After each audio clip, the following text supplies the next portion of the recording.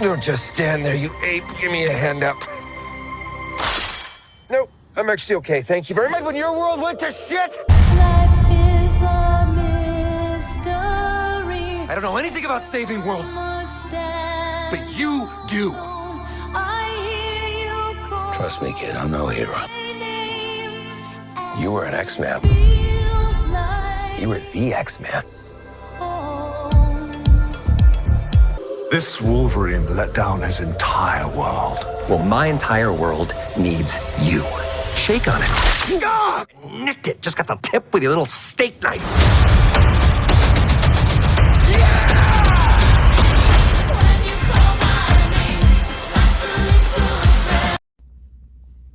Alright, let's get this with this. The X-Men Origins Wolverine, which is understandably argued as the absolute worst X-Men movie of all time. Right out with The Last Stand, Dark Phoenix, New Mutants.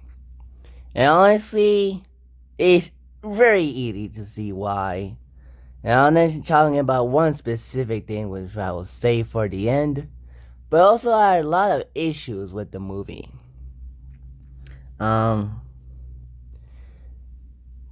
honestly, I think Last Stand is probably much better than this movie because at least it was entertaining and there are some good things and ideas about it. I really enjoyed Kelsey Grammer as Beast, as well as Iceman versus Pyro and the big climactic battle.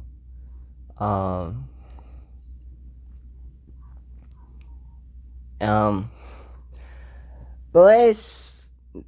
there are some few positives for X-Men Origins Wolverine. One is, I do still think Hugh Jackman is still decent enough as Wolverine. He still captures the Wolverineisms of the character.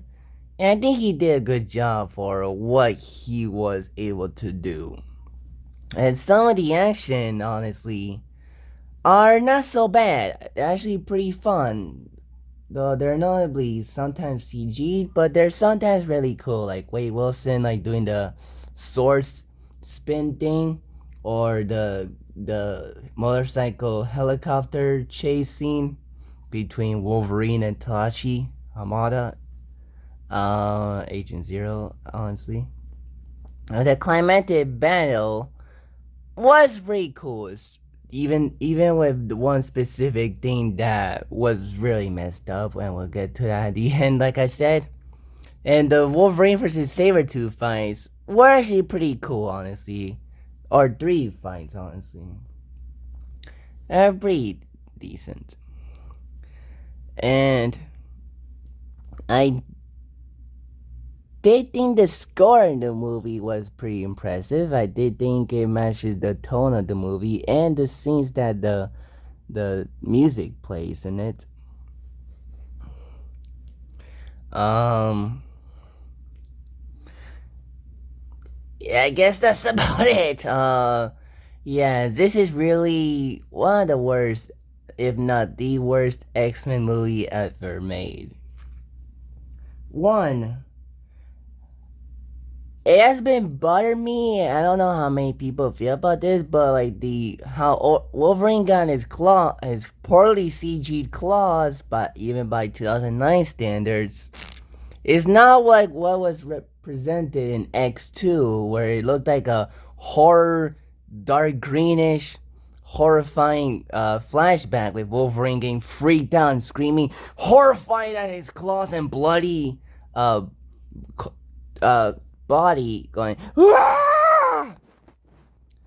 And in this one, the place looks silvery blue, doesn't look so bad, and the way they presented it, getting his powers, it looks less horrifying and more like scary, but also little thrilling, just like the way the music and the scene was playing.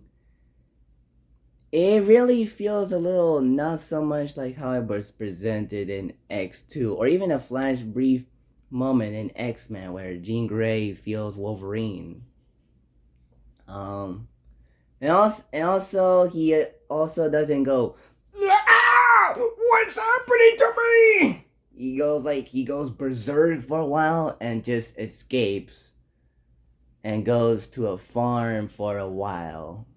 Then he waits to find Victor, who in this movie is his brother, even though he was not his brother at all in the anime series or the Lego Marvel superheroes or in the X-Men movies.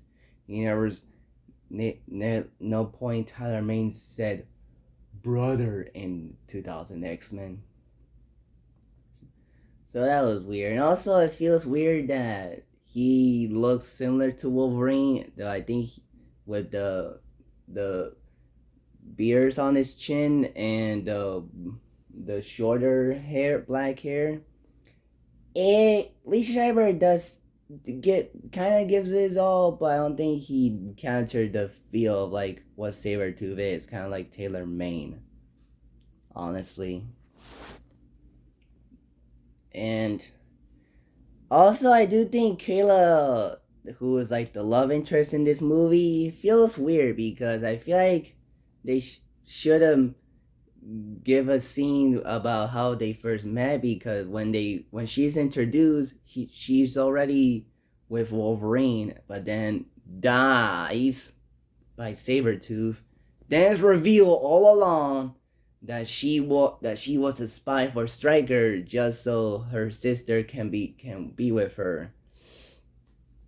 But Kayla, even as a spy, still had feelings for Wolverine, and it feels confusing that she was still dealing with Stryker and still going, I'm done with you! Give me my sister now!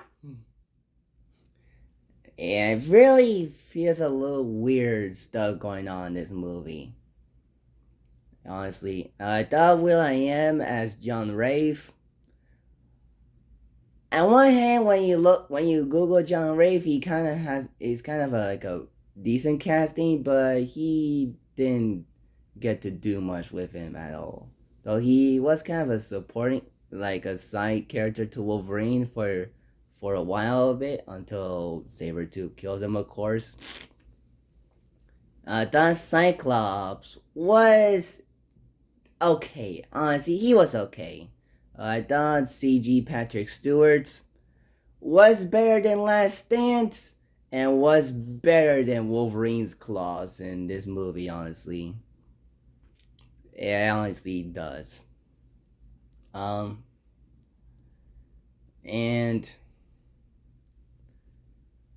yeah, so overall, I thought X-Men Origins Wolverine was kind of a mediocre movie. It's kind of not very good. But of course, we cannot end this review without talking about the quote-unquote best things about this movie. So of course, X-Men Origins Wolverine is notorious for poorly introducing three characters: Blob, Gambit, and Deadpool. Let's start with Blob. It's interesting, weird, because Blob, when he's introduced, he was just kind of like a weird musclehead where he blows up a tank with his own hand, which was kind of crazy that he can do that. But if you know Blob, you know that he's a giant size person who I think at one point I saw an image that he ate wasps, which was kind of gross. But in this movie, he's kind of like a all-eating boxer in this movie who is kind of over the top, just like how he hit like his first opponent, and then Wolverine, like that was like crazy. Like he can hit people so hard. Though I think he was kind of eating stuff in Lego Marvel superheroes too. So at one point it didn't kind of bother me. But it's kind of like doing the Hulk, where instead of being like his muscles being part of his powers, it's just of him working out and just green because that's his only ability to turn green. It was weird.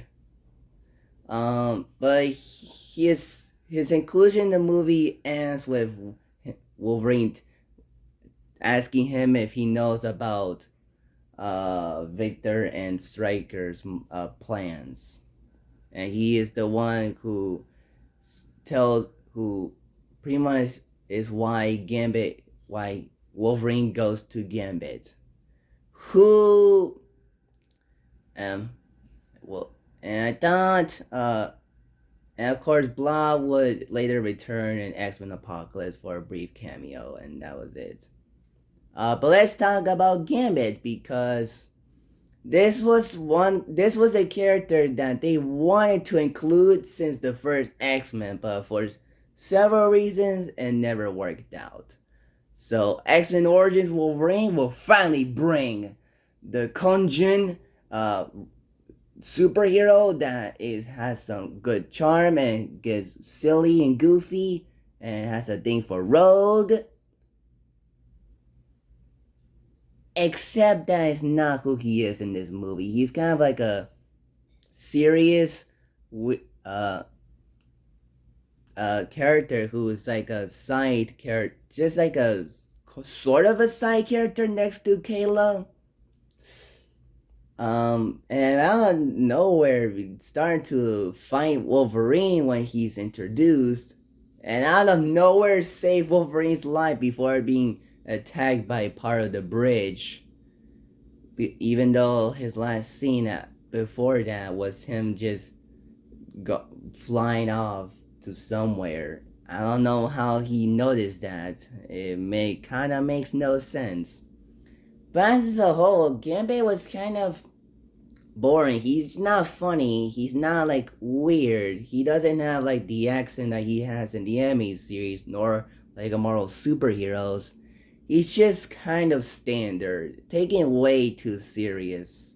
And I think Channing Tatum would have made for a very, if it was in Gambit movie, would make him more like Gambit than he is in X-Men Origins. Or hopefully he returns in Deadpool and Wolverine with Channing Tatum reprising his role with a better representation of Gambit. Because overall, Gambit is not very good in this movie. He's just kind of there. And I thought the actor playing him was mediocre. Yeah, so I didn't care about Gambit in this movie. But let's talk about the juice. The big thing about this movie, Deadpool. Now, when he's introduced, he was okay, especially since Ryan Reynolds was still Deadpool, and he had a cool scene of him like doing the spin sword thing, and I thought he had a very almost kind of a humorous interaction with Sabretooth and when he's introduced, like, I was whipping you alright though. It's memorable. Sure, it's a little buggy. Talking about playing. You can manage with swords and your girlfriend's wedding. Yeah, you know that scene. Ryan Reynolds improvised his lines, so that makes it a lot cooler. But and he also can speak another language, like we saw in the previous scene. Though I think like I said, he was taken a little too serious. I mean, I know Deadpool can be dramatic and kind of serious in the movies, but it also is when it's needed. And he's mostly humorous, very funny character. In this movie, he's mostly kind of a all-talking soldier. No, I take that back. It kind of makes sense for him to do that, since he was a soldier, briefly mentioned in the Deadpool movie. So I'm okay. So I think Wade Wilson at the beginning was decent, but that's not the last we saw of Deadpool. But that was the last we saw of Ryan Reynolds, because apparently due to proposal, he couldn't be in the movie anymore, and was replaced by Scott Adkins at the last minute of the movie, where Deadpool is seen with his mouth sewn shut, big black tattoos, and a long red pants, with superpowers of Wolverine, Cyclops, John Rave, and healing powers, which was the only thing they got right about Deadpool's powers. If I didn't know who Deadpool was at all, if I saw him, I thought he would be an okay villain, but as someone who knows and loves Deadpool since Lego Marvel Superheroes, I don't like it. It kind of feels weird. If it was just some shot Deadpool with no powers, it would have felt a little cringy. But now he has all these superpowers, it's kind of stupid. It really feels a bit too much. And honestly, it's weird because you know how people compare Deadpool to Spider-Man and Freddy Krueger because of his face? Well, guess what? I compared this version of Deadpool from X-Men Origins to Baraka and Jason Voorhees because of his claw, I guess his sort of like blades that come off his hand, and Jason because of the face with the mouth being quiet and the scary like esque face. It gives me Jason vibes, honestly. And he did have an awesome fight, but it's just the treatment of the character was not right. I mean, I don't know how it would have worked if with the all mouth talking red costume character, especially since it's said this at that time they didn't, the X-Men movies did not have the classic outfits, but they could have done something with it. But yeah, Blob, Gambit, and Deadpool, not a way to introduce characters that people want to see in the X-Men movies. Yeah, that was it for X-Men Origins Wolverine. Let me know in the comments below your thoughts on it. Subscribe if you haven't already. Peace out. Bye.